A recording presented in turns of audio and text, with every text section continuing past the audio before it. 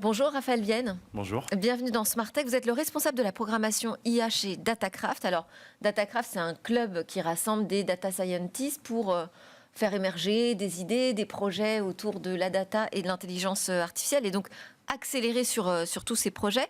Datacraft vient d'adhérer, j'ai vu, au collectif européen The AI Alliance. Ça va être le premier membre français à en faire partie. Qu'est-ce qui s'y passe là-bas? Qu'est-ce qui vous a intéressé dans le fait de rejoindre cette alliance et qu'allez-vous y proposer? En fait, les Alliances, c'est un collectif même plutôt international. C'est un collectif qui s'axe autour de grands principes, deux que je discerne le plus, qui sont l'IA en source ouverte, donc pour qu'elle soit le plus accessible, et l'IA de confiance. C'est une organisation qui a été fondée en fait par deux membres fondateurs, IBM et Meta.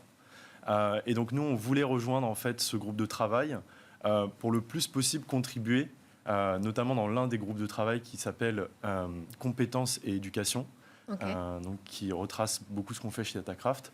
On a voulu contribuer pour qu'en fait avoir un impact plus fort que juste celui qu'on a actuellement. Donc sortir des frontières nationales finalement. Il y a aujourd'hui cette question, vous l'avez abordée, de la confiance dans l'IA. Comment est-ce qu'on crée de la confiance?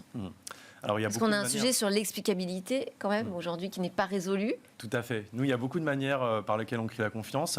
En fait, la confiance, elle peut se créer dans la conception. Ouais. Donc ça, c'est vraiment pour les ingénieurs, des méthodes, des bonnes pratiques. Nous, c'est ce qu'on essaye de mettre en place chez Datacraft dans nos ateliers. Donc, éduquer aux bonnes pratiques pour ceux qui les développent. Et ensuite, il y a une confiance qui se crée avec le public, avec les usagers. Et donc, là, on est vraiment sur en fait, de la vulgarisation, bien comprendre les outils qu'on utilise. Et c'est aussi ce qu'on fait. Nous, on essaye de fédérer un écosystème complet, à la fois les développeurs qui développent ces IA et les usagers. Et donc, ça prend toute forme d'organisation, entreprise, université, etc. Donc à défaut d'explicabilité totale des algorithmes, déjà expliquer ce qu'il y a derrière ces logiciels. Comment est-ce qu'on accélère dans l'IA? Parce que c'est quand même pour ça que je vous ai invité. J'essaye de comprendre comment on fait émerger ces projets data.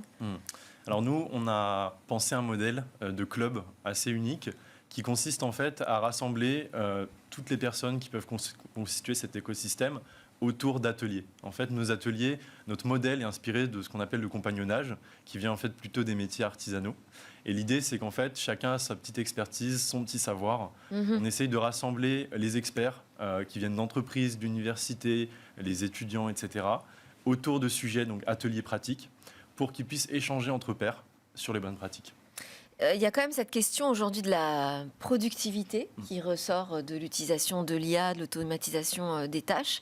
On en est où sur ce point-là? Est-ce que c'est un point bloquant aujourd'hui pour faire accélérer les projets IA dans l'entreprise? Nous, ce qu'on observe au sein de notre écosystème, qui est composé de beaucoup d'entreprises, et donc on a une vue aussi assez globale, c'est qu'aujourd'hui, on n'y est pas encore. Nous, ce qu'on observe, c'est qu'en fait, il y a quand même encore des soucis de fiabilité, à la fois sur le plan technique, mais également la confiance des usagers, pour qu'on puisse faire confiance à un modèle qui serait 100% autonome.